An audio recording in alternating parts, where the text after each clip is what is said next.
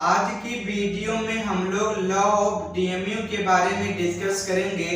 तो इस कंसेप्ट को समझने के लिए आप हमारा वीडियो अंत तक देखें और अगर इस चैनल पर आप नए हैं तो चैनल को सब्सक्राइब करना ना भूलें। तो चलते हैं हम लोग अपने टॉपिक पर। हमारा टॉपिक क्या है आज का? Explain the law of diminishing marginal utility with assumption. तो इस क्वेश्चन का आंसर लिखने के लिए हमारे पास 4 स्टेप्स हैं। पहला स्टेप क्या है हमारे पास? इंट्रोडक्शन। दूसरा क्या है? Statement of the law. And तीसरा स्टेप क्या है हमारे पास? Explanation of the law. And fourth step क्या है हमारे पास? अजम्पशन। लेकिन अगर इसी सवाल को कुछ इस तरह पूछा जाए आपसे, explain the law of diminishing marginal utility with exception, अगर इस तरह सवाल पूछा जाता है कि किस तरह सवाल पूछा जाए, explain the law of diminishing marginal utility with exception, तो इसको भी लिखने के लिए हमारे पास 4 स्टेप्स है। पहला स्टेप क्या रहेगा हमारे पास? इंट्रोडक्शन। दूसरा क्या है? Statement of the law. And तीसरा स्टेप क्या रहेगा हमारे पास? Explanation of the law. And fourth step में आपको अजम्पशन की जगह पे आपको क्या लिखना है? एक्सेप्शन लिखना है यहाँ पे। तो यहाँ पे दोनों क्वेश्चन के लिए चाहे आपसे अजम्पशन पूछा जाए चाहे आपसे एक्सेप्शन पूछा जाए, आपके लिए स्टार्टिंग की जो 3 पॉइंट हैं, चाहे स्टार्टिंग के जो 3 पॉइंट है आपके लिए इंट्रोडक्शन, दूसरा है statement of the law and तीसरा एक्सप्लेनेशन ऑफ द लॉ, दोनों के लिए सेम रहेगा, दोनों के लिए कॉमन आंसर रहेगा। मींस आपको अजम्पशन पूछा है तो स्टार्टिंग के 3 पॉइंट आप सेम लिखिए एंड फोर्थ स्टेप में आपको अजम्पशन लिखना है। लेकिन अगर आपसे एक्सेप्शन पूछा गया है तो स्टार्टिंग के 3 पॉइंट आप सेम लिखिए, कॉमन लिखिए और फोर्थ स्टेप में आपको अजम्पशन की जगह पे आपको क्या लिखना है? एक्सेप्शन लिखना है। लेकिन आज की वीडियो में हम लोग सिर्फ अजम्पशन को कवर करेंगे और एक्सेप्शन को हम लोग नेक्स्ट वीडियो में कवर करेंगे। तो आप वीडियो में अंत तक बने रहें, तभी ये सभी कॉन्सेप्ट आपको अच्छी तरीके से समझ में आएगा। इस लॉ को स्टार्ट करने से पहले मैं आपको कुछ बातें क्लियर कर दूं जिससे आपको इस लॉ को समझने में थोड़ा आसानी हो। तो एक कंज्यूमर या हम लोग वो गुड्स और सर्विसेज परचेस करते हैं जिससे हमको ज्यादा सेटिस्फेक्शन मिले। मींस हम वो गुड्स और वो सर्विसेज परचेस करते हैं जिससे हमको ज्यादा सेटिस्फेक्शन मिलता हो। हम लोग नॉर्मल यही करते हैं, हम मार्केट से हम वो कमोडिटी, वो गुड्स और वो सर्विसेज परचेस करना पसंद करते हैं जो हमको ज्यादा सेटिस्फाई करता हो, जो हमको ज्यादा यूटिलिटी प्रोवाइड करता हो। दूसरी बात, अगर आपने यहाँ पे देखा होगा क्वेश्चन में क्या हमारे पास? Explain the law of diminishing marginal utility. यहाँ पे देखिए एक शब्द लिखा है यूटिलिटी। तो यूटिलिटी का क्या मतलब है हम लोग समझते हैं। तो यहाँ पे यूटिलिटी का मैंने मीनिंग लिखा है कि utility is the power of a commodity to satisfy human wants. हमने यूटिलिटी का क्या मीनिंग है, उसका मीनिंग हमने यहाँ पे लिख के रखा है कि utility is the power of commodity to satisfy human wants. Means utility एक पावर है जिससे कमोडिटी में जिससे लोगों को सेटिस्फाई करता है। मींस हम वो गुड्स और सर्विसेज कंज्यूम करते हैं जिससे हमको ज्यादा यूटिलिटी मिलता हो। मींस हम कंज्यूमर का क्या बिहेवियर है कि हम वो गुड्स और सर्विसेज कंज्यूम करते हैं जिसमें हमको ज्यादा यूटिलिटी मिलता हो, जिससे हमारा वांट सेटिस्फाई होता हो, जिससे हमारे यूटिलिटी हमारे वांट को सेटिस्फेक्शन मिलता हो, तो हम उसे यूटिलिटी कहते हैं कि utility is the power of commodity to satisfy human want. For example, एक ड्रंकर, एक दारू पीने वाला रोज डेली बेसिस पे वो इसलिए दारू मिलता है, दारू पीता है क्योंकि उसे अल्कोहल में यूटिलिटी मिलता है। मींस एक दारू पीने वाला, एक ड्रंकर डेली बेसिस पे अल्कोहल इसलिए वो कंज्यूम करता है क्योंकि उसको अल्कोहल में यूटिलिटी मिलता है, क्योंकि उसे अल्कोहल कंज्यूम करने के बाद उसे सेटिस्फैक्शन मिलता है। तो जिस गुड्स और सर्विसेज से हमको सेटिस्फैक्शन मिलता है, हमें जिससे अच्छा लगता है गुड्स को कंज्यूम करने के बाद, उसे हम लोग यूटिलिटी कहते हैं। लेकिन हम लोग इस क्वेश्चन को समझते हैं, हम लोग सबसे पहले फर्स्ट स्टेप हमारा इंट्रोडक्शन के बारे में हम लोग क्या करेंगे, डिस्कस करेंगे। तो हम लोग देखते हैं कि इस इंट्रोडक्शन में आपको क्या लिखना है कि ये लॉ किसने इंट्रोड्यूस किया गया, कौन से ईयर में किया गया, और इस लॉ को कौन से फेमस बुक्स में एक्सप्लेन किया गया। ये सभी बातें आपको इंट्रोडक्शन में आपको लिखना है। देखिए इंट्रोडक्शन में आपको क्या लिखना है, ये हमारा जो लॉ ऑफ डीएमयू है, इस लॉ को अगर सबसे पहले किसी ने इंट्रोड्यूस किया था तो उन सर का नाम था प्रोफेसर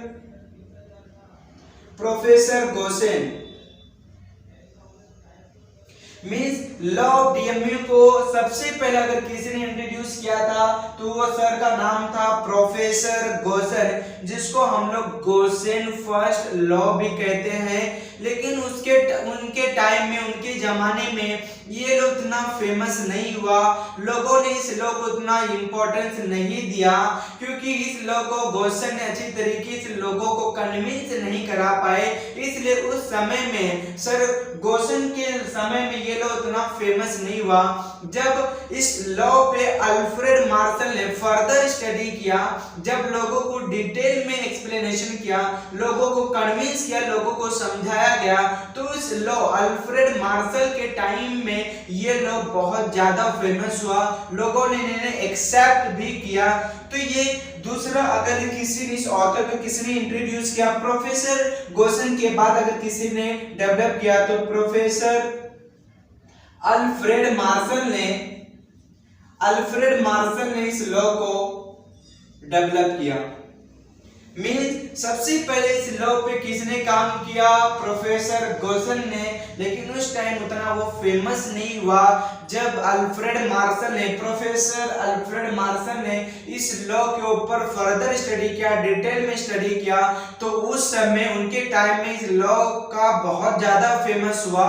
ये लॉ अपने आप में लोगों ने इस लॉ को एक्सेप्ट किया। तो ये लॉ प्रोफेसर अल्फ्रेड मार्शल ने कब इंट्रोड्यूस किया था, 1890 में। मींस इस लॉ को प्रोफेसर अल्फ्रेड मार्शल ने कब इंट्रोड्यूस किया, 1890 में। और इस लॉ को कौन सी बुक्स में एक्सप्लेन किया गया, तो प्रिंसिपल्स ऑफ इकोनॉमिक्स में। प्रिंसिपल्स ऑफ इकोनॉमिक्स में इस लॉ को इंट्रोड्यूस किया गया। तो आपको इंट्रोडक्शन में क्या लिखना है, आपको ये ध्यान में रखना है कि लॉ ऑफ डीएमयू को सबसे पहले किसने इंट्रोड्यूस किया, प्रोफेसर गोसेन ने। इसलिए उनको हम लोग गोसेन फर्स्ट लॉ कहते हैं। लेकिन उस समय ये लॉ उतना फेमस नहीं हुआ जितना प्रोफेसर अल्फ्रेड मार्शल के टाइम में फेमस हुआ। तो सेकंड काम किसने किया, प्रोफेसर अल्फ्रेड मार्शल ने इस लॉ के ऊपर काम किया, और ये लॉ अपने आप में बहुत ज्यादा फेमस हुआ। तो प्रोफेसर अल्फ्रेड मार्शल इस लॉ को कब इंट्रोड्यूस किया, 1890 में। और उस लॉ को कौन से फेमस बुक्स में एक्सप्लेन किया गया, तो प्रिंसिपल्स ऑफ इकोनॉमिक्स में उसको एक्सप्लेनेशन किया गया। दूसरा स्टेप्स क्या हमारे पास, स्टेटमेंट ऑफ द लॉ। लेकिन हम लोग स्टेटमेंट ऑफ द लॉ को समझने से पहले हम लोग किसको समझते हैं, हम लोग सबसे पहले explanation of the law. Means हम स्टेटमेंट्स को समझने से पहले हम लोग एक्सप्लेनेशन ऑफ द लॉ को समझते हैं अच्छी तरीके से। फॉर एग्जाम्पल, आप बहुत ज्यादा हंग्री हैं, आप बहुत ज्यादा भूख लगी है, आपने 2-3 दिन से आपने कुछ नहीं खाया, आप बहुत ज्यादा हंग्री महसूस कर रहे हैं क्योंकि आपने 2 दिन आपने कुछ कंज्यूम नहीं किया है। जब आपके सामने खाना सर्व किया गया, जब आपके सामने फूड पेश किया गया, तो आपने जैसे ही आपने पहला निवाला आपने खाया, आप आपको बहुत ज़्यादा खुशी हुआ, आपको बहुत ज़्यादा यूटिलिटी मिला, मीन्स आपने बहुत बेटर फील किया, मीन्स आपने जैसे ही पहला निवाला आपने खाया उससे आपको बहुत ज़्यादा खुशी मिला, मीन्स आपको बहुत बेटर फीलिंग हुआ, क्योंकि आपके आत्मा को बहुत ज़्यादा खुशी मिला जब आपने पहला निवाला आपने खाया। लेकिन आपने जैसे ही दूसरा निवाला खाया तो उसमें भी आपको उतना ही सेटिस्फेक्शन, आपको उतना ही फीलिंग आया, आपको उतना ही अच्छा लगा, लेकिन पहले के कंपेयर में आपको थोड़ा कम मजा आया। लेकिन आपने जैसे ही आपने तीसरा निवाला आपने खाया, आपको इसमें भी आपको यूटिलिटी मिला, आपको यहाँ भी बहुत अच्छा लगा, क्योंकि आप बहुत ज़्यादा हंगरी महसूस कर रहे थे। लेकिन यहाँ पे जो आपको खुशी मिला वो सेकंड के कंपेयर में आपको थोड़ा कम खुशी मिला। लेकिन आपने जैसे ही फोर्थ निवाला आपने खाया, आपको इसमें भी बहुत अच्छा लगा, आपको बहुत बेटर फीलिंग हुआ, आप सेटिस्फाई होने लगे। लेकिन यहाँ पे आपको जो जितना मजा आया, यूटिलिटी आया, वो तीसरे के कंपेयर में थोड़ा कम मजा आया। लेकिन आपने जब आपने फिफ्थ यूनिट मीन्स आपने फिफ्थ निवाला आपने जैसे ही खाया तो आपको यहाँ भी आपको खुशी मिला, आप यहाँ भी सेटिस्फाई हुए। लेकिन यहाँ पे जो आपको खुशी फोर्थ यूनिट्स में मिला था उसके कंपेयर में यहाँ आपको कम यूटिलिटी आपको मिला। मीन्स यहाँ क्या हो रहा है, मैं एग्जाम्पल में लिया हूँ। फॉर एग्जाम्पल आप बहुत ज़्यादा हंगरी महसूस कर रहे हैं, आपको बहुत ज़्यादा भूख लगी है, आपने 2 दिन या 3 दिन से आपने कुछ नहीं खाया है, तो जब आपके सामने खाना पेश किया गया, जब आपके सामने फूड सर्व किया गया, तो उस फूड में से आपने जैसे ही आपने पहला निवाला आपने खाया, आपकी आत्मा ने बहुत अच्छा फील किया, मीन्स आपको बहुत ज़्यादा खुशी मिला, मीन्स आपको बेटर फीलिंग हुआ कि क्योंकि आपने 2 दिन या 3 दिन से आपने कुछ नहीं खाया था, तो आप जैसे ही पहला निवाला हम लोग खाएंगे तो हमको बहुत अच्छा फील होगा, हमारी बॉडी को बहुत अच्छा लगेगा। तो यहाँ पे हो सकता है कि आप जैसे ही पहला निवाला आपने खाया, आपको यहाँ पे यूटिलिटी मिला, आपको यहाँ खुशी मिला। फॉर एग्जाम्पल यहाँ पे आपको 10 यूटिलिटी आपको मिला।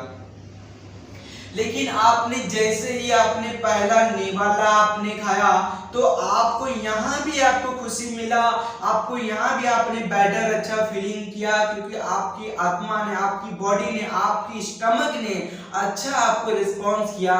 लेकिन पहले वाले के कंपेयर में आपको यहाँ पे थोड़ा कम यूटिलिटी मिला। तो फॉर एग्जाम्पल आपको यहाँ पे 8 यूटिलिटी मिला। लेकिन आपने जैसे आपने तीसरा निवाला आपने खाया तो आपको यहाँ भी आपको अच्छा लगा, आपको यहाँ भी आपको बेटर फीलिंग हुआ, आपको यहाँ भी आपको यूटिलिटी मिला। लेकिन आपको यहाँ पे सेकंड के कंपेयर में आपको यहाँ पे थोड़ा कम यूटिलिटी मिलेगा, मीन्स आपको यहाँ पे थोड़ा सा उसका खुशी जो है, आपको जो है आपकी स्टमक जो रिस्पॉन्स है थोड़ा कम रिस्पॉन्स करेगा। फॉर एग्जाम्पल यहाँ पे आपको यूटिलिटी जो मार्जिनल यूटिलिटी आपको कितना मिलेगा, 6 यूटिलिटी मिलेगा। लेकिन आपने जैसे ही फोर्थ निवाला आपने खाया, आपको यहाँ भी आपको अच्छा लगा, मीन्स आपको यहाँ भी बेटर फीलिंग मिला, आपको यहाँ भी यूटिलिटी मिला, मीन्स आपको यहाँ भी अच्छा महसूस हुआ, क्योंकि आप बहुत ज्यादा हंग्री फील कर रहे थे, मीन्स आप बहुत ज्यादा भूखे थे। तो आपने जैसे ही फोर्थ निवाला आपने खाया उसमें आपको ही बेटर यूटिलिटी मिला। लेकिन यहाँ पे तीसरे की कंपेयर में आपको जो खुशी मिलना चाहिए यहाँ पे उसमें यूटिलिटी में थोड़ा सा डिक्लाइन आएगा, थोड़ा यूटिलिटी आपका कम होगा। फॉर एग्जांपल यहाँ पे कितना होगा, 4 यूटिलिटी मिलेगा। लेकिन आपने जैसे ही यहाँ पे 5th यूनिट्स आपने खाया, मीन 5वां निवाला आपने जैसे ही आप अपने मुंह में रखा और आपने उसको खाना चालू किया तो आपको यहाँ भी बहुत अच्छा महसूस हुआ, मीन्स आपको यहाँ भी बेटर फीलिंग आया, आप यहाँ पे आपको सेटिस्फेक्शन मिला। तो फॉर एग्जांपल आपको यहाँ पे यूटिलिटी कितना मिला, 2। लेकिन आपने जैसे ही आपने 6 निवाला आपने खाना चालू किया, आपने 6 निवाला आपने खाया, खाना खाने के बाद 6 निवाला खाने के बाद आपका स्टमक यहाँ पे फुल हो गया, आप यहाँ पे कंप्लीटली फुल्ली सेटिस्फाई हो गए। आपको जो भूख लगी थी, जो आपको हंग्री आप महसूस कर रहे थे, वो आपका पेट भर चुका है। मीन्स आप कंप्लीट, आपका स्टमक जो है फुल हो चुका है, आपको थोड़ा भी भूख का एहसास नहीं है, आपको हंग्री यहाँ पे महसूस नहीं हो रहा है। तो यहाँ पे जब 6 निवाले में आप कंज्यूम करेंगे तो आपको यहाँ पे यूटिलिटी कितना मिल रहा है, आपको 0 मिल रहा है, क्योंकि यहाँ पे आप कंप्लीटली फुल्ली सेटिस्फाई हो चुके हैं। मीन्स आपका पेट भर चुका है, तो उसमें जो आपको यूटिलिटी जो मिलेगा, आपको जो यहाँ पे आपको जो फीलिंग मिलेगा, आपको यहाँ पे 0 मिलेगा। मीन्स यहाँ पे ये हो रहा है कि आपका जैसे जैसे हम खाना चालू करते हैं, मीन्स जब से पहले हम लोग फर्स्ट निवाला जब हम लोग खाते तो उसमें हमको सबसे ज्यादा टेस्ट आता है, हमको सबसे ज्यादा अच्छा लगता है। लेकिन उसके बाद जैसे जैसे हम लोग कंज्यूम करते जाते हैं, हमारा क्या होता है, यूटिलिटी धीरे धीरे डिक्लाइन होते जाता है, यूटिलिटी कम होना चालू होता है, क्योंकि हमारा पेट फुल होना चालू हो जाता है। और एक टाइम ऐसा आता है जहां पे हमको हमारा पेट कंप्लीटली फुल्ली सेटिस्फाई हो जाता है, हमारा पेट भर जाता है। तो उस टाइम पे आपको जो यूटिलिटी मिलता है, वहां पे आपको यूटिलिटी कितना मिलेगा, आपको 0 यूटिलिटी मिलेगा। तो आफ्टर 6 यूनिट्स के बाद, आप 6 निवाले के बाद या 0 यूटिलिटी के बाद आप फर्दर एडिशनल आप यूनिट्स आप कमोडिटी कंज्यूम करेंगे। मींस यहाँ पे 6 यूनिट्स के बाद, मींस जहां पे आपको यूटिलिटी 0 आया है, इस 0 के बाद, इस यूटिलिटी के बाद अगर आप एडिशनल यूनिट्स मींस आप एक्स्ट्रा निवाला अगर आप कंज्यूम करेंगे, तो हो सकता है आपको यहाँ पे उल्टी हो सके, आपको वोमिट होने का चांस है, क्योंकि आपको यहाँ पे 6 यूनिट्स में आपका पेट कंप्लीटली सेटिस्फाई हो चुका है, आपका हंग्री जो था, भूख था, वो दूर हो चुका है। तो उसके बाद अगर आप एक्स्ट्रा यूनिट्स अगर आप कंज्यूम करते हैं, तो वो क्या हो सकता है, आपको वोमिट, उल्टी हो सकता है। दैट इज यहाँ पे आपको यूटिलिटी क्या मिलेगा, -2। आपको यूटिलिटी यहाँ पे कितना मिलेगा, आपको -2, क्योंकि यह जो है ये आफ्टर यहाँ पे आप कंप्लीटली सेटिस्फाइड हो चुके हैं। मींस आपका यहाँ पे पेट जो है भर चुका है, मींस आपका यहाँ पे स्टमक फुल है। तो उसके बाद अगर आप फर्दर एक्स्ट्रा आप निवाला अगर आप कंज्यूम करेंगे, तो हो सकता है आपको वोमिट हो, उल्टी हो जाए। तो यहाँ पे आफ्टर 6 यूनिट्स के बाद आपको कौन सा यूटिलिटी मिलेगा, दिस यूटिलिटी होगा, वो यूटिलिटी नेगेटिव में जाएगा।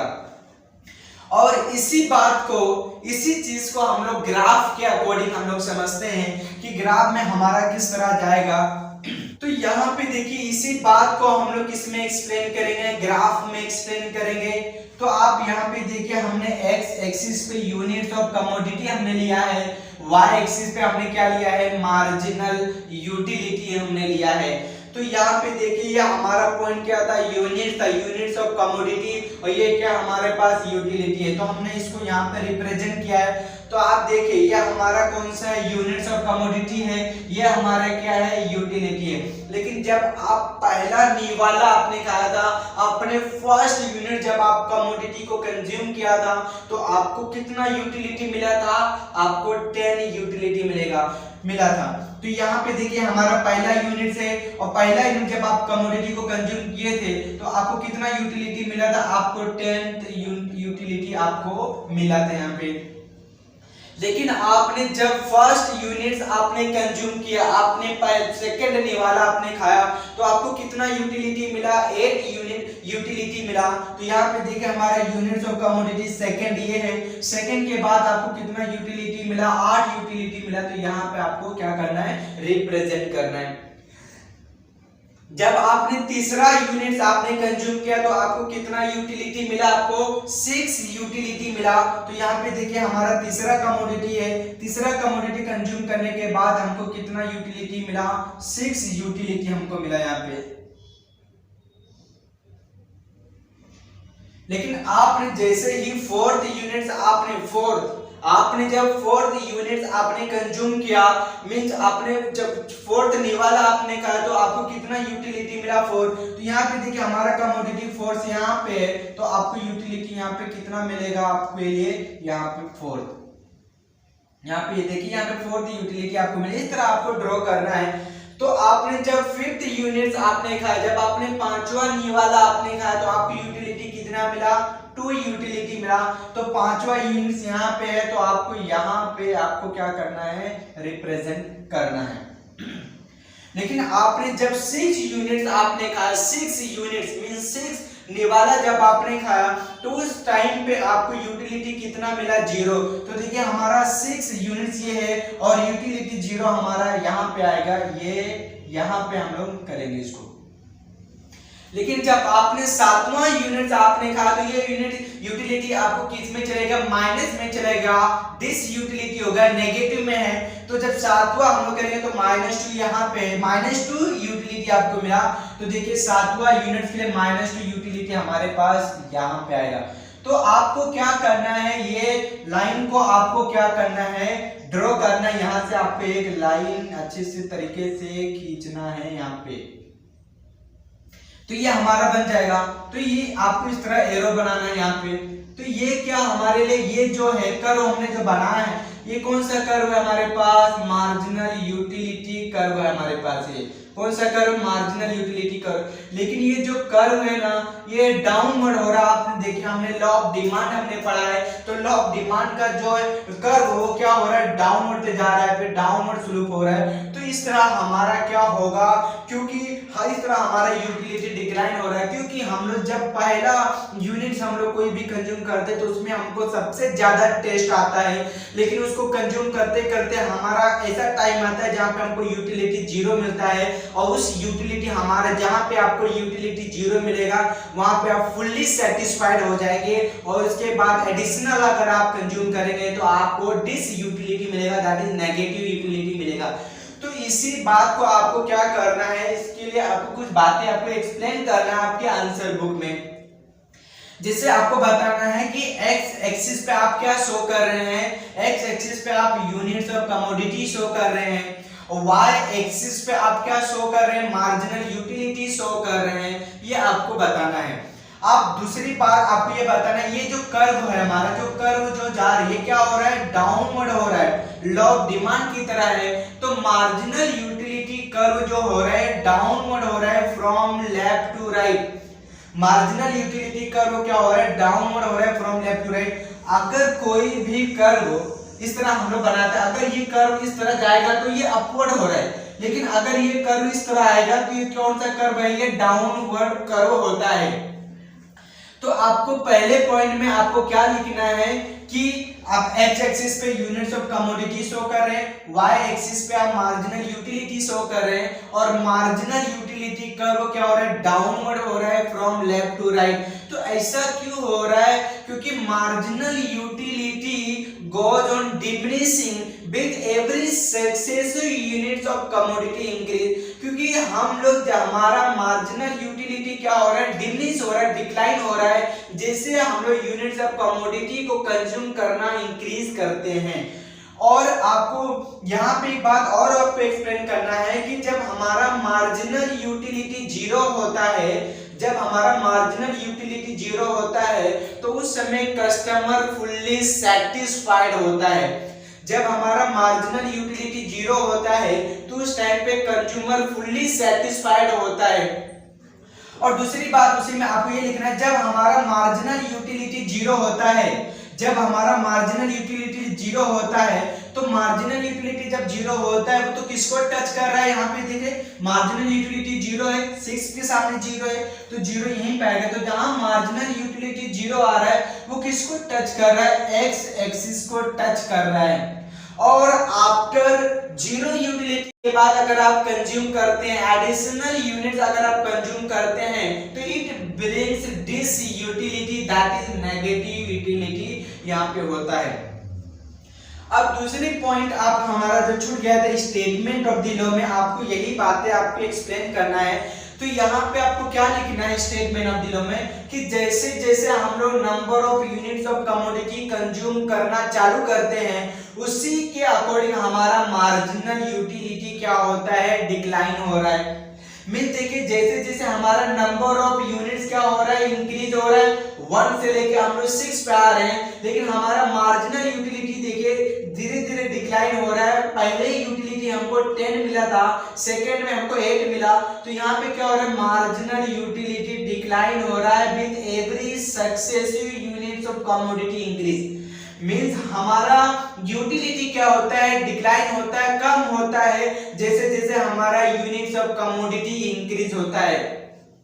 तो स्टेटमेंट ऑफ दिलो में आपको क्या लिखना है, according to professor Alfred Marshall other things being equal, ये आपको लिखना है। According to professor Alfred Marshall other things being equal कि marginal utility goes on diminishing with every successive units of commodity increase. क्या लिखना है, according to professor Alfred Marshall other things being equal marginal utility goes on diminishing with every successive units of commodity increase, ये आपको लिखना है।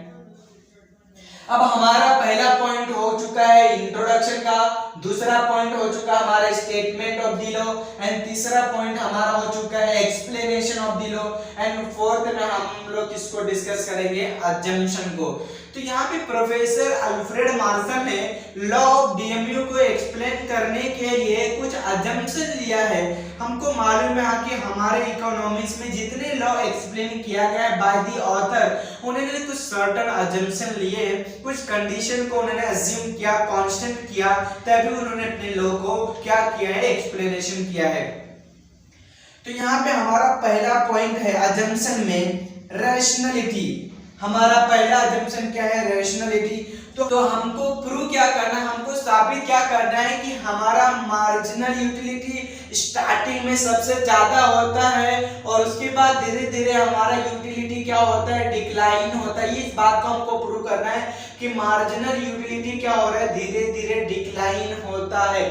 तो यहाँ पे रैशनैलिटी में क्या होना चाहिए कि जो कंज्यूमर उस कोई भी चीज कंज्यूम जो करने जा रहा है, उस कंज्यूमर उस कमोडिटी को कंज्यूम करने जा रहा है, वो कंज्यूमर कैसा होना चाहिए, रैशनल बंदा होना चाहिए। मीन्स वो कंज्यूमर कैसा इंसान होना चाहिए, नॉर्मल पर्सन होना चाहिए, तभी हमारा यूटिलिटी क्या होगा, टॉप से बॉटम पे आएगा, मीन धीरे धीरे डिक्लाइन होते जाएगा। मीन्स अगर हमारा कंज्यूमर क्या अब नॉर्मल पर्सन है, अगर वो किसी हमारा जो कंज्यूमर है नशे में है, तो उसकी केस में हमारा लॉ क्या होगा, अप्लाई नहीं होगा। अप्लाई नहीं होगा मीन्स हमारा मार्जिनल यूटिलिटी कम नहीं होगा। हमारा पहला अजम्पशन क्या है, रैशनैलिटी। मीन जो कंज्यूमर कोई भी जो चीज को जो कंज्यूम करने जा रहा है, वो कंज्यूमर कैसा होना चाहिए, रैशनल होना चाहिए। मीन्स वो कंज्यूमर नॉर्मल पर्सन होना चाहिए। मीन तभी हमारा मार्जिनल यूटिलिटी क्या होगा, धीरे धीरे डिक्लाइन होगा। अगर हमारा कंज्यूमर अब नॉर्मल इंसान है, अगर वो हमारा कंज्यूमर नशे में है, तो उसको कितना भी कंज्यूम करते चला जाएगा, उसके केस में हमारा यूटिलिटी डिक्लाइन नहीं होगा, हालांकि यूटिलिटी बढ़ेगा उसके केस में। इसलिए अजम्पशन में है कंज्यूमर शुड बी रैशनल। दूसरा हमारा अजम्पशन है कार्डिनल मेजरमेंट। अल्फ्रेड मार्शल ने इस लॉ को एक्सप्लेन करने के लिए उन्होंने अज्यूम किया कि हम लोग यूटिलिटी को can be measured cardinally and numerically. Means हम लोग अल्फ्रेड मार्शल ने अजम्पशन किया कि हम लोग यूटिलिटी को मेजर कर सकते हैं कार्डिनल में, दैट इज नंबर में। तो उन्होंने इस नंबर को यहाँ पे क्या किया है, रिप्रेजेंट किया है। कार्डिनल मेजरमेंट में ये हो रहा है कि अल्फ्रेड मार्शल ने अज्यूम किया था कि हम लोग यूटिलिटी को मेजर कर सकते हैं कार्डिनल में, दैट इज नंबर में। तो यहाँ पे प्रोफेसर अल्फ्रेड मार्शल ने बताया कि यूटिलिटी को हम लोग नंबर में मेजर कर सकते हैं। उनका सेकंड अजम्पशन था। तीसरा अजम्पशन क्या है, होमोजेनिटी। तीसरा अजम्पशन क्या, होमोजेनिटी। मीन जो कंज्यूमर उस गुड्स को कंज्यूम करने जा रहा है वो गुड्स कैसा होना चाहिए, होमोजीनियस नेचर में होना चाहिए। मीन्स उस गुड्स का टेस्ट सेम होना चाहिए, उस गुड्स का साइज सेम होना चाहिए, उस गुड्स का कलर हुआ, साइज हुआ, टेस्ट हुआ, ये सब एवरीथिंग क्या होना चाहिए, सेम होना चाहिए। तभी इस बात को हम लोग प्रूव कर सकते हैं, तभी इस बात को हम वैलिड मान सकते हैं। मीन्स होमोजेनिटी मीन्स कंज्यूमर जिस गुड्स को वो कंज्यूम करने जा रहा है वो गुड्स कैसे होना चाहिए, होमोजीनियस नेचर में होना चाहिए। फॉर एग्जांपल अगर आप एप्पल कंज्यूम करने जा रहे हैं, एप्पल के केस में इस लॉ को अप्लाई करना चाहते हैं, तो वो एप्पल कैसा होना चाहिए, उसका कलर भी सेम होना चाहिए, उसका उस एप्पल का साइज भी सेम होना चाहिए, उस एप्पल में टेस्ट भी सेम आना चाहिए, उस एप्पल में मिठास भी सेम आना चाहिए। तभी आपके केस में ये यूटिलिटी क्या होगा, डिक्लाइन होगा। फोर्थ पॉइंट क्या हमारे पास, कंटिन्यूटी। मीन जब कंज्यूमर कंज्यूम करने बैठे तो वो क्या होना चाहिए, कंजम्पशन कंटिन्यू होना चाहिए, लगातार कंज्यूम करेगा, तभी हमारा मार्जिनल यूटिलिटी क्या होगा, डिक्लाइन होगा। मीन्स अल्फ्रेड मार्शल ने कहा ये लॉ तभी हम अप्लाई कर सकते हैं जब कंज्यूमर कंटिन्यूअस कंज्यूम करेगा, तभी उसके केस में यूटिलिटी, हमारा मार्जिनल यूटिलिटी क्या होगा, धीरे धीरे यहाँ से डिक्लाइन होता रहेगा। मीन्स अगर आप कंजम्पशन में ब्रेक करते हैं, अगर आप कंजम्पशन में इंटरवल करते हैं, तो उसके केस में आपका यूटिलिटी कभी भी डिक्लाइन नहीं करेगा। फॉर एग्जांपल आपने एप्पल आप सुबह 8 बजे आपने खाया, फिर दूसरा एप्पल आपने सुबह 9 बजे आपने खाया, तीसरा एप्पल आपने सुबह 10 बजे खाया, तो इसमें केस में आपका यूटिलिटी डिक्लाइन होगा क्या, नहीं, यूटिलिटी नहीं डिक्लाइन होगा, हालांकि यूटिलिटी बढ़ेगा, क्योंकि आपने यहाँ पे कंजम्पशन में क्या कर रहे हैं, ब्रेक कर रहे हैं, इंटरवल कर रहे हैं, गैप कर रहे हैं। तो आपको कंजम्पशन करते टाइम में आपको किसी भी तरह का ब्रेक नहीं देना है, इंटरवल नहीं करना, आपको कंटिन्यूअस उस कमोडिटी को कंज्यूम करना है, तभी हमारा मार्जिनल यूटिलिटी डिक्लाइन होते जाएगा every successive units of commodity पर। उसके बाद हमारे यहाँ पे फिफ्थ अजम्पशन क्या है, रीजनेबिलिटी। मींस रीजनेबिलिटी यहाँ पे हमारा फिफ्थ अजम्पशन में दिया गया है। तो रीजनेबिलिटी मींस क्या, रीजनेबिलिटी मींस कि जो गुड्स हम लोग कंज्यूम करने जा रहे हैं वो गुड्स कैसा होना चाहिए, रीजनेबल साइज में होना चाहिए। मीन जो आप गुड्स कंज्यूम करने जा रहे हैं वो गुड्स कौन से साइज में होना चाहिए, रीजनेबल साइज में होना चाहिए। मीन्स उस गुड्स का size neither too big not too small. ये अल्फ्रेड मार्शल ने अजम्पशन किया है कि रीजनेबिलिटी होना चाहिए, वो गुड्स जो है रीजनेबल साइज में होना चाहिए, neither too big not too small. अब फॉर एग्जांपल मुझे ये बताइए कि हमको प्यास लगती है तो पानी पीने के लिए हम लोग गिलास लेते हैं। मीन्स गिलास से अगर हम लोग पानी पीते हैं तो गिलास हमारे लिए क्या एक तरह का स्टैंडर्ड साइज है। स्टैंडर्ड साइज, अगर आप उस गिलास से अगर अपनी प्यास बुझाएंगे तो आपका प्यास बुझ जाएगा। लेकिन अगर आप कहेंगे नहीं सर हम चम्मच से पानी पिएंगे, तो बताइए आप चम्मच से पानी पीते जाएंगे तो आप उसके केस में आपका यूटिलिटी डिक्लाइन होगा क्या, नहीं यूटिलिटी डिक्लाइन होगा, क्योंकि आपका प्यास ही नहीं बुझेगा। आप पहले एक चम्मच आप पिएंगे तो आप दूसरा चम्मच पीने के लिए और आपको इंटेंसिटी रहेगा कि आप कितना जल्दी आप उस चम्मच से पानी पिए। तो यहाँ पे ऐसा है कि कोई भी चीज कंज्यूम करने के लिए रीजनेबल साइज होना चाहिए, मींस स्टैंडर्ड साइज हो, तभी आपका लॉ अप्लाई होना चाहिए। फॉर एग्जांपल जैसे हमको प्यास लगती है तो पानी पीने के लिए हम लोग गिलास का यूज करते हैं, तो तभी हमारा मार्जिनल यूटिलिटी डिक्लाइन होगा। लेकिन अगर आप कहेंगे कि नहीं हम लोग चम्मच से पानी पिएंगे, तो चम्मच से अगर आप पानी पिएंगे तो हो सकता है कुछ टाइम के बाद आपकी प्यास बुझ जाए, लेकिन ये आपका यूटिलिटी डिक्लाइन नहीं होगा, क्योंकि उस चम्मच में कितना पानी आएगा, उस चम्मच से पानी पीने के लिए हमारा स्टैंडर्ड साइज नहीं है। इसलिए अल्फ्रेड मार्शल ने कहा कि आप जो भी कुछ कंज्यूम करें ये फर्क नहीं पड़ता, लेकिन वो साइज कैसा होना चाहिए, रीजनेबल साइज का होना चाहिए। सिक्स अजम्पशन या कॉन्स्टेंसी, उन्होंने कहा कि जो इसके अलावा अदर फैक्टर रहेंगे, इसके अलावा अदर फैक्टर वो सभी सब क्या होने चाहिए, कांस्टेंट होने चाहिए। जैसे कि कंज्यूमर का इनकम हुआ, कंज्यूमर का taste and preference, like dislike, ये सब क्या होना चाहिए, कांस्टेंट रहना चाहिए। और फॉर एग्जांपल सबसे ज्यादा इस कॉन्स्टेंसी में रखा गया मनी को। अल्फ्रेड मार्शल ने कहा कि मनी हमारा क्या होना चाहिए, कांस्टेंट रहना चाहिए, सेम रहना चाहिए। आप ये बताइए मनी के केस में हम लोग, पैसे के केस में कभी हम लोग सेटिस्फाई होंगे क्या?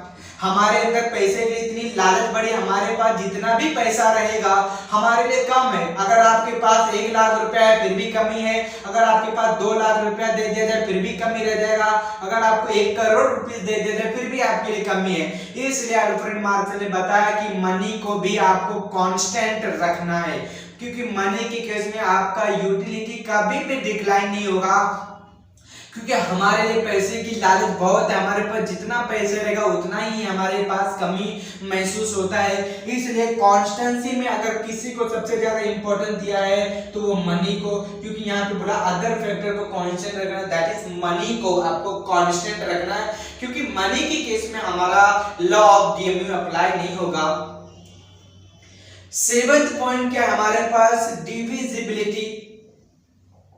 मीन जो आप गुड्स या जो कमोडिटी आप कंज्यूम कर रहे हो वो कमोडिटी क्या होना चाहिए, डिविजिबल इन नेचर में होना चाहिए, जिस गुड्स को हम लोग स्लाइस कर सके। जैसे फॉर एग्जांपल अगर आप एप्पल कंज्यूम करेंगे तो एप्पल को हम लोग डिविजिबल कर सकते हैं, स्लाइस कर सकते हैं। अगर आप रोटी कंज्यूम करेंगे तो उस रोटी को हम लोग टुकड़े टुकड़े में पीस में कर सकते हैं, राइट। अगर आप इसके अलावा कुछ और चीजें आप यूज करेंगे तो उस चीज को हम लोग डिविजिबल कर सकते हैं। तो जिस गुड्स को डिविजिबल करने में हम लोग एबल हैं, जिस गुड्स को डिविजिबल हम कर सकते हैं, अगर ऐसे गुड्स को आप कंज्यूम करेंगे तब हमारा मार्जिनल यूटिलिटी क्या होते जाएगा, डिक्लाइन होगा। तभी हमारा मार्जिनल यूटिलिटी हर एडिशनल, हर एक्स्ट्रा यूनिट्स के बाद धीरे धीरे हमारा यूटिलिटी क्या होते जाएगा, डिक्लाइन होना चाहिए। लेकिन कंडीशन ये है कि गुड्स कैसे होना चाहिए, डिविजिबल इन नेचर में होना चाहिए। जिस गुड्स को हम लोग स्लाइस कर सके, जिस गुड्स को हम लोग पीस में कर सके, फॉर एग्जांपल एप्पल को आप स्लाइस कर सकते हैं, मींस आपको रोटी में हम लोग टुकड़े कर सकते हैं, मींस हम खाना खाने बैठते हैं तो खाने में बहुत सारी चीज को हम लोग स्लाइस कर सकते हैं। तो ऐसा गुड्स होना चाहिए। फॉर एग्जांपल अगर आपको, आप बताइए अनडिविजिबल गुड्स कौन से हो सकते हैं? अनडिविजिबल गुड्स जैसे आपके लिए बाइक को डिवाइड कर सकते हैं क्या? नहीं। आप टीवी को आप डिवाइड कर सकते हैं क्या? नहीं। आप फ्रिज को डिवाइड कर सकते हैं क्या? फ्रिज डिविजिबल है क्या? लैपटॉप डिविजिबल है क्या? नहीं ना। तो अगर आपको एक लैपटॉप दे दिया जाए तो आप, आपके अंदर ये चाहत रहेगी कि काश आपको दूसरा लैपटॉप भी मिल जाए, तो दूसरा अगर मैं आपको दे देता हूं तो आपकी तीसरा ख्वाहिश बढ़ जाएगी कि काश मुझे तीसरा लैपटॉप भी मिल जाए, क्योंकि ये गुड्स कैसे नेचर में है, अनडिविजिबल नेचर के, जिसमें आप डिवाइड नहीं कर सकते, इसको स्लाइस नहीं कर सकते, इसके टुकड़े नहीं कर सकते हैं। तो यहाँ पे अगर आपको चौथा लैपटॉप भी दे दिया जाए तो भी आपकी वांट सेटिस्फाई नहीं होगा, आप सेटिस्फाई नहीं फील करेंगे, क्योंकि वो गुड्स का नेचर कैसा है, अनडिविजिबल नेचर में। तो अनडिविजिबल गुड्स को आपको कितना भी मैं आपको देते रहूंगा, जितना भी यूनिट मैं आपको दे दूं उतना ही आपके लिए कमी रहेगा। इसलिए हमारा अनडिविजिबल गुड्स के केस में हमारा लॉ अप्लाई नहीं होता है। अल्फ्रेड मार्शल ने कहा वो गुड्स कैसा होना चाहिए, डिविजिबल इन नेचर में होना चाहिए। 8वां अजम्पशन है, ये है हमारा सिंगल बॉन्ड। सिंगल बॉन्ड होना चाहिए, मीन जो आप कमोडिटी कंज्यूम कर रहे हैं, मीन जो आप कमोडिटी या सर्विसेज जो आप कंज्यूम कर रहे हैं उस गुड से आपका एक ही सिंगल वांट सेटिस्फाई होना चाहिए। मीन जिस गुड्स और सर्विसेज आप जो यूज करने जा रहे हैं, कंज्यूम करने जा रहे हैं, उस गुड से आपको सिर्फ सिंगल वांट सेटिस्फाई होना चाहिए, तभी हमारा ये लॉ अप्लाई होगा। मीन्स अगर देखिए, अगर आपको बहुत ज्यादा प्यास लगी है तो पानी पिएंगे उसके लिए, तो पानी आपके लिए क्या सेटिस्फाई करेगा, आपके प्यास को बुझाएगा। अगर आपको भूख लगी है, भूख महसूस हो रही, तो आप उसके लिए क्या करेंगे, फूड खाएंगे। तो आप जब फूड खाना खाएंगे तो आपकी वो पेट को भरेगा। तो ये सब क्या है, सिंगल वांट सेटिस्फाई कर रहे हैं। तो जिस गुड्स को कंज्यूम करने पर आपको सिंगल वांट, एक ही वांट आपको सेटिस्फाई करेगा, तो वही उसी के केस में हमारा मार्जिनल यूटिलिटी क्या होगा, डिक्लाइन होगा। अदरवाइज हमारा मार्जिनल यूटिलिटी डिक्लाइन नहीं होगा। तो आई होप ये वीडियो आपको पसंद आएगा, तो आप हमारे वीडियो को लाइक भी करें और यहाँ तक आप तैयारी कीजिए और हम मिलते हैं अपनी नेक्स्ट वीडियो में।